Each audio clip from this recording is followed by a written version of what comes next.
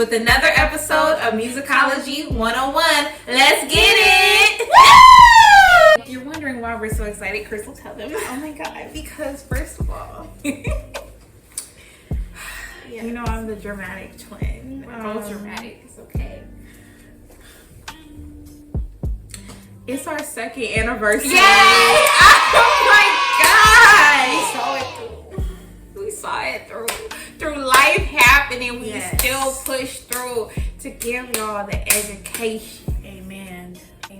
We wore these outfits, you know, I'm like, it's a celebratory Yes, mood. like I'm feeling good. It's giving 90s girl group. Yeah, You know, which is our thing 2000s. anyway. Yeah, exactly. Oh my god, China. 2 years. I know, that's crazy. It's crazy. I'm like, we really stuck it out, and this is something we've been really consistent with. Right. And, you know, it's hard nowadays to stick with something, and it's not to say you're not passionate, but Right. like to find something, you know, that you want to do, for want to real. put out there, and we enjoy doing this, and you know, through all the research that it takes, And it does take a lot of research. it does take a lot of research, so forgive us. you Yes. know, if it's not like back to back, but we're just proud of ourselves for even just being able to have one. We have 2 seasons. Exactly. About to have a third.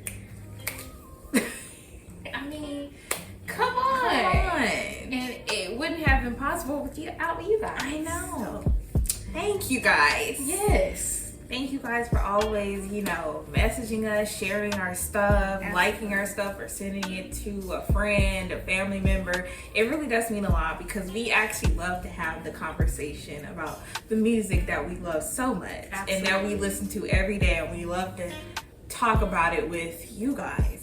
Who else better to talk about these things with? You guys are musicologists too. Exactly. Y'all be teaching us stuff. Exactly. I mean, y'all put us on. Exactly. Now that the church announcements are out the way. Yeah. we felt like, you know, with this anniversary episode, it's not going to be like the last anniversary. Right, Where we did like a countdown. compilation. Yeah, a countdown. It's going to be on somebody who has influenced us. I mean, all the episodes. I know, we always say the same. This white chocolate lady who had the soul in her. Yes. Despite her color. Our ivory queen. Love her down.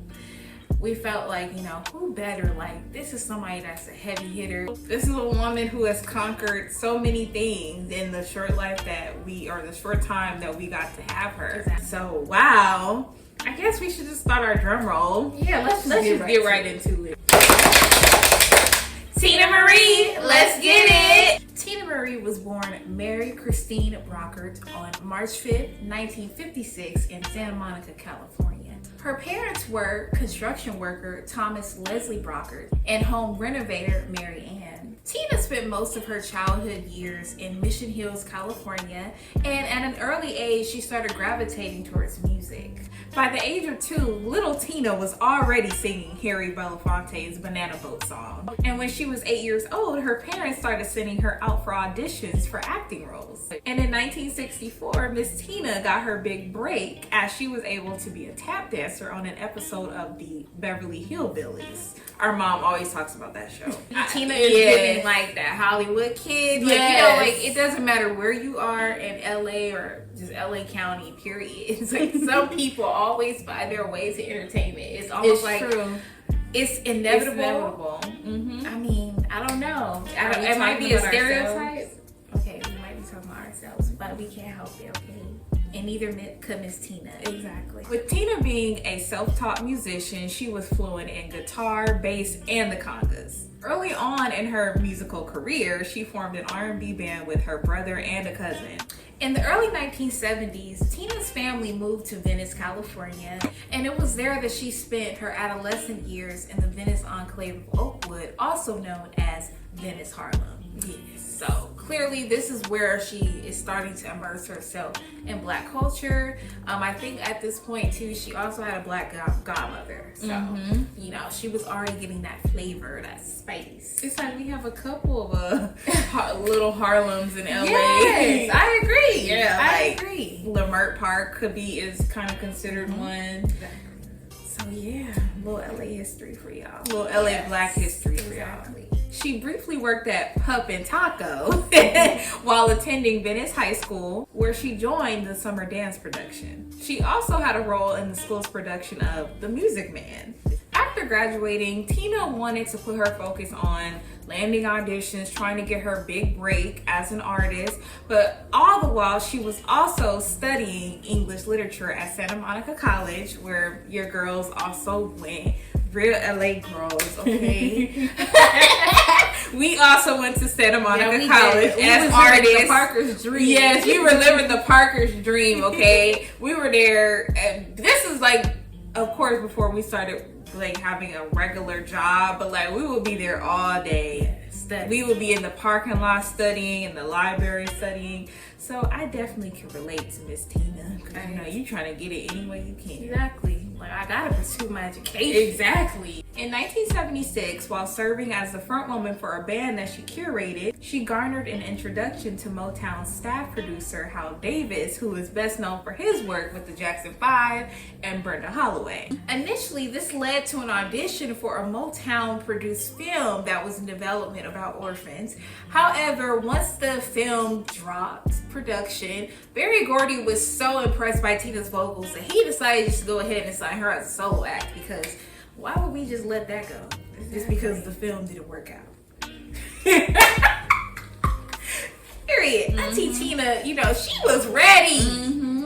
She had been preparing for this her whole life. And sometimes you just got to be at the right place at the right time and meet the right people. And meet the right people, and they will remember you. Exactly. After signing with Motown, Teena recorded a variety of unreleased material with a variety of different producers, but she was then recognized by her label mate, and we have already done an episode on him, so if you have not checked it out, go check that out. But that label mate was Mr. Ray James, and he was thoroughly impressed with her vocals, especially like this petite white girl singing like this. Exactly. You know what I'm saying? Like, and you know, Blue Eyed Soul, you know, it's a touchy subject. It's a touchy subject, but Teena Marie, for me, and I can say the same for Crystal, like I feel like she is the only white artist who I really, really consider like, nah, that's just so. It's in her. Rick, who was already an established artist at that time, you know, he was tapped to work on Diana Ross's new album. However, he believed in Teena so much, and he was just infatuated with her sound, that he decided to go work on her stuff. Which sometimes you only need that one person to believe. No, yeah, you're right. To make an undeniable project. But like, what do you think?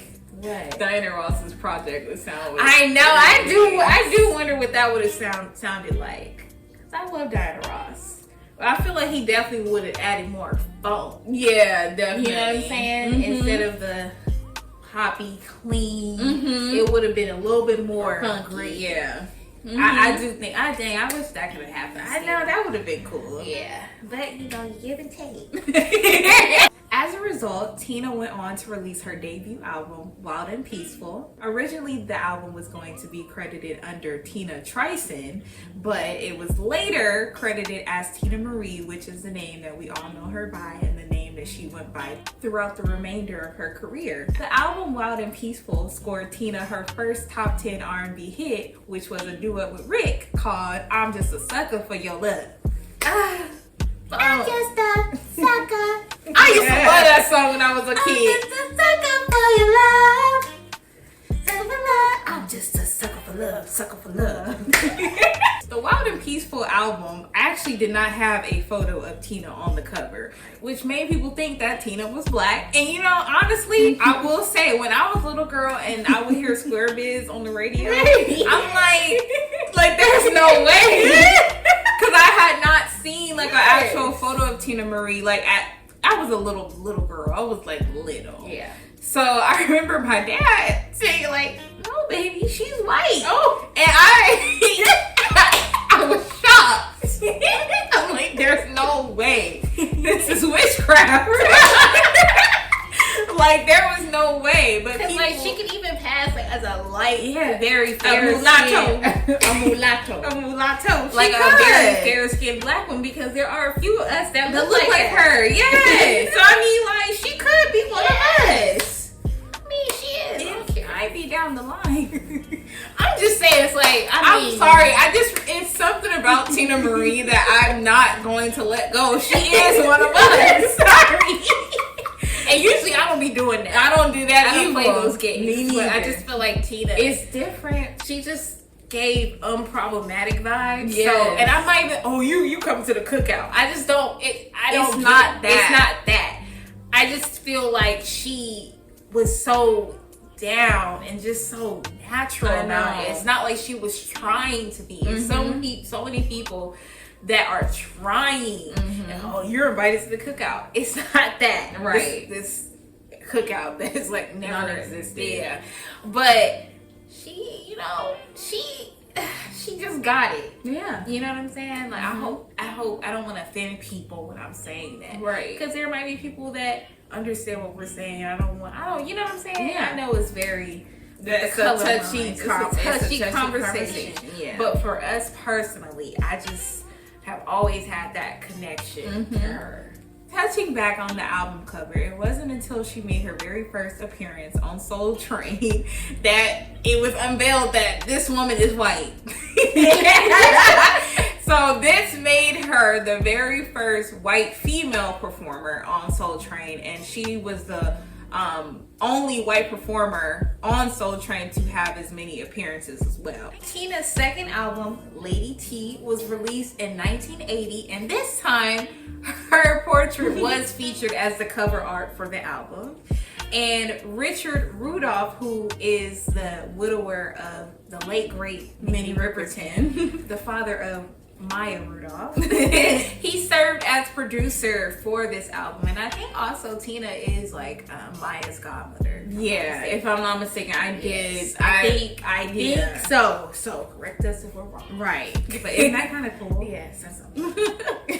Seeing as though she felt ill-equipped to be the sole producer of her own material, Teena specifically requested Richard to be the producer on the Lady T album, as Rick was unavailable at this time. Richard wrote the song Now That I Have You, which was originally intended for his wife Minnie, and he also co-wrote the hit Behind the Groove. Behind the Groove. Literally, he co-wrote that as well. Behind the Groove went on to reach number 21 on the R&B singles chart and number 6 on the UK singles chart in 1980. This is her second album, honey. Exactly. I mean, Continued success. you know, back then they just put in the work, and the albums was coming out back to back, but they were not trash. You know what I'm saying? Exactly. There was still effort and time put into this. It was like as if they took 2-3 years for one album, but they was putting it out back to back because that's just how they worked back then. Teena released her third album, Irons in the Fire, in 1980, where she did all of the producing, the arranging, the background vocals for this album all on her own. Okay? A mastermind, a composer, an artist. Yes. Not just pushing buttons, honey. Exactly. She was working. She was working, okay? And that album gave Teena another hit with I Need Your Lovin', which charted number 37 and number 9 on the Pop and Black Singles chart. I remember being at my grandmother's house and like watching old Soul Train episodes, and she was performing that song in that yellow sweater. And I don't know, like I just felt like I was a kid in that era actually watching it, like, and I've loved that song ever since. Love's fever coming on strong. I don't want the fire without the flame, no. Mother Nature gave me 2 hands to hold you. I'm not talking pressure. I'ma tell you again, M-O-N-Y. Never did a day for L-O-V-I-N. I feel it in my bones that you and I can't win. Ask me what I need your loving. That's the bottom line, I need your loving.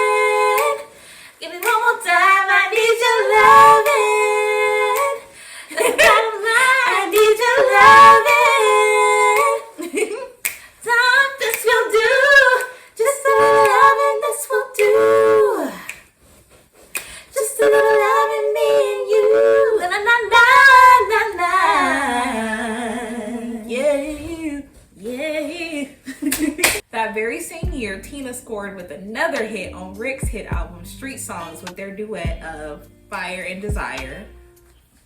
And you already know we went on that on the Rick James episode. Watch the Rick James episode. I was cold as ice. In 1981, Teena saw more success when she released her album, It Must Be Magic, which produced her first gold album, and it gave her the biggest hit of her career at the time, Square Biz. Square Biz reached number 3 on the R&B singles chart. Square Biz was actually one of our, I don't want to say like first songs, but okay, one of the first songs that we used to help us with our performance skills and our endurance and being able to sing and perform at the same time. And it still is one of the songs that we still keep when we have to do like a set. And so I feel like, you know, that's something that can get people going. Right. 50 years from now, you know, hopefully the kids watching Musicology, they gonna be playing that song, okay? Because that song, exactly. The choreography. Shout out to our cousin Danielle. She taught us the choreography for that song, okay? It was very grueling. But we still do the choreography. We still do the choreography 10 plus years later. Yeah. Flashback, who's that? Dancing to the latest. Swapped up on the greatest. Oh, he sure is moving me. That's what I said, though you didn't know yet. All of it's a kiss meant so to be made history. So handle out. I'm gonna spell it out. To the T, that is. I got the best of most, the baby cool's a ghost, and I don't wanna boast, but I love you, Square Biz. I'm talking Square Biz to you, baby. Square Biz. I'm talking love, that is. Square Biz. I'm talking Square Biz to you, baby. Square Biz. I'm talking love, that is Square Biz. So shy, oh my. Had to change that real quick. Had to use a few tricks, you know, like my temper town. This schooling you, dancing on a cloud. I'm going to sing it out. Cause what? Cause my love is on the wild. So don't you handle that. I'm gonna spell it out. To the T, that is. I got the best of most, the baby cool's a ghost, and I don't wanna boast, but I love you, Square Biz. I'm talking Square Biz to you, baby. Square Biz. I'm talking love, that is. Square Biz. I'm talking Square Biz to you, baby. Square Biz. I'm talking love, that is. That is Square Biz. Ooh. Portuguese Love, which was also on this album, reached number 54 on the R&B singles chart, and it also contains an uncredited cameo from Mr. Rick James himself. Teena. I ain't gonna let you go that easy. You got to say you love me too. I ain't gonna let you go that easy. I'm gonna give it all to you. Portuguese, say love. Won't you say it to me? Say it to me. Say you love me, baby. Portuguese, say love. Won't you Literally. say it to me? Say it to me. Say you love me, baby.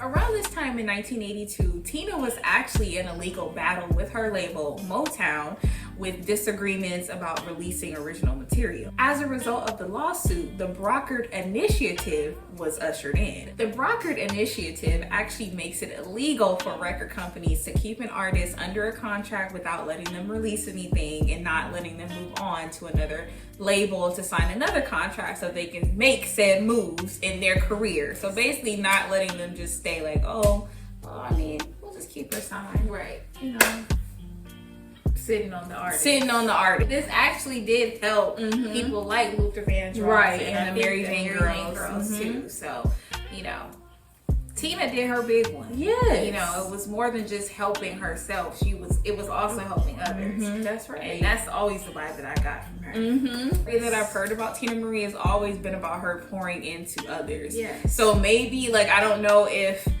you know, she saw that coming with the lawsuit, but I've always heard about Teena Marie being like this nurturing person. So maybe, you know, that law of attraction, it just happened, and that was another way for her to be able to pour into other artists, because I've always heard that she's done that. Yeah. At the time of Teena's departure from Motown, she retained the title of Motown's most successful white solo act. They even had her in the play. Yeah, I mean, clearly, they could like, not know she without her. is one of the ones that helped keep Motown open during that time. You know, in the Rick James video, we kind of talk about how Rick James did his big one, and he helped them financially with his album sales. So same with Teena.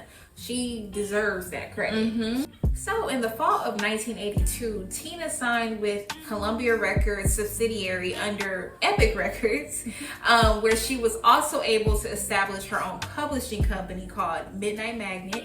And if you're in entertainment, you already know like publishing is really where the money's at. So she was on. Teena was very smart. Due diligence. Yeah, she was doing her due diligence because she was a hard worker. She was writing her own music, producing, composing, and you have to make sure you're protected and you're protecting yourself. That's right. Epic released the concept album Robbery, which had the hit singles Fix It, Shadowboxing, and Casanova Brown. And Casanova Brown was actually about her romantic relationship with Rick. You know, not only did they have a working relationship, they did have some romantic ties. There were some fire and desire, but Exactly. It was tumultuous, but it resulted in great music. And we are forever grateful. yeah, For the toxicity that went there. exactly. I'm just the consumer. Yeah. In 1984, Teena released her highest selling album, Star Child, which also contained her highest selling single, which will be Lover Girl. I just want to be your lover girl. I just want to rock your world. Lover Girl peaked at number 4 on the US Billboard Hot 100 chart in March of 1985 and number 9 on the R&B chart.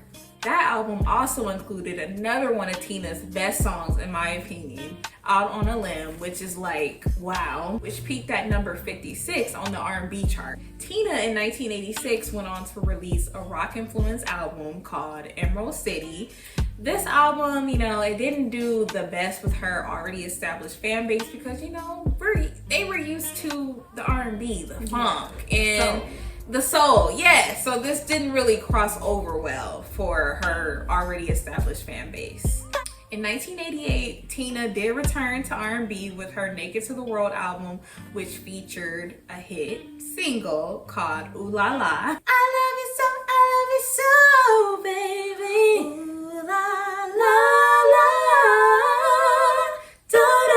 do-do-a-go. Single hit Billboard's Hot R&B and Hip Hop Singles and Tracks chart and was her only number 1 single to date. I don't know how. With all but- them damn classics. Right. Y'all be the judge. Right. In the fall of 1990, she released her album Ivory, which featured 2 R&B hits, Looking at You and If I Were a Bell. I feel like we didn't even mention like one of the early songs, Deja Vu. We did. I love that song. Teena's influence on hip hop was being heavily acknowledged throughout, like, I would say more of the 90s. Yes, the mid 90s. The mid 90s, because, you know, the most popular that we can say from the 90s will be Fujila from the Fugees. I remember when I put 2 and 2 together that's who they were sampling. Yes. Was Miss Teena. I'm like, They oh! just took down the key. They took down the key.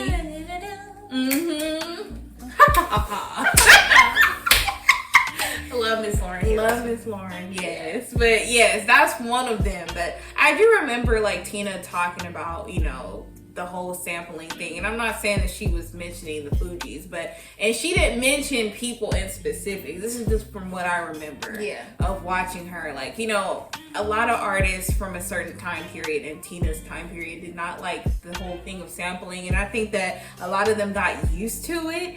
But a lot of people, like the hip hop culture, they would take a lot of these musicians' songs and like really butcher it. And when I say that, I'm not saying I don't listen to these songs, because I do, because I'm a lover of all things music. But like when you take the lyrics and you're degrading women and, you know, you're promoting a certain type of negative lifestyle, And that's not what the original creator's Right. music It's is kinda about. like- It's kind of like cringe. In 1994, Teena released her album Passion Play through her independent label. I think it's pronounced Sarai or Sarah. But because it was sold independently, it didn't do as well as her other works that were backed by major labels. Right. This time also, Teena was a new mommy, so she shifted her focus also to raise her daughter, the beautiful Aaliyah Rose. Yes. She's gorgeous and she can And sing. she can sing. Yes. Yes. Check her out, please. And sometime in the late 90s, Teena was working on a new album material called Black Rain. And because of the sales of Passion Play, she wanted to avoid, using her own independent label to release the album, but she was not able to secure a major record deal at that time. This is, however, a promotional version released, and there is this one song that she sang on the Parkers, and I wish that she got a chance to sing a lot more of it on the episode. But it's called "My Body's Hungry." I'm like, yes, my body's hungry for you, for your love. Around the early 2000s, Teena returned to the industry full time, and she decided to sign with Cash Money. Yes, that Cash Money. Teena released 2 albums with Cash Money, which were LaDonna and Sapphire, in 2004 and 2006, respectively. And LaDonna contains one of our favorites, as children growing up in the Crenshaw district, getting picked up from school by your mama and your auntie, And the way way daddy, KJLH, 100.3 the beat. Okay. I'm still loving you, baby. I'm still in love. Nobody's gonna take your place away.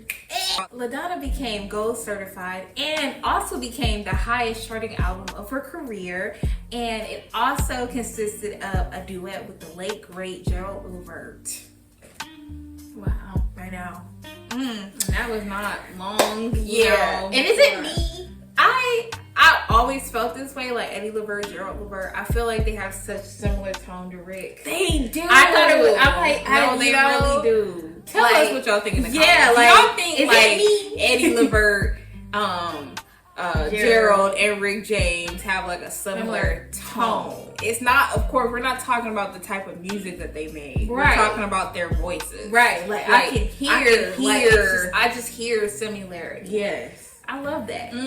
The Sapphire album peaked at number 24 on the Billboard 200 chart and contained 2 songs with her musical idol, Mr. Smokey Robinson, who, we didn't even get to mention earlier in the video, like Teena Marie grew up loving Smokey Robinson. That is one and of her. That is her. Even when That you listen is. to Teena's vocals, you hear a lot of Smokey. Definitely. That vibrato, the smooth, Yeah.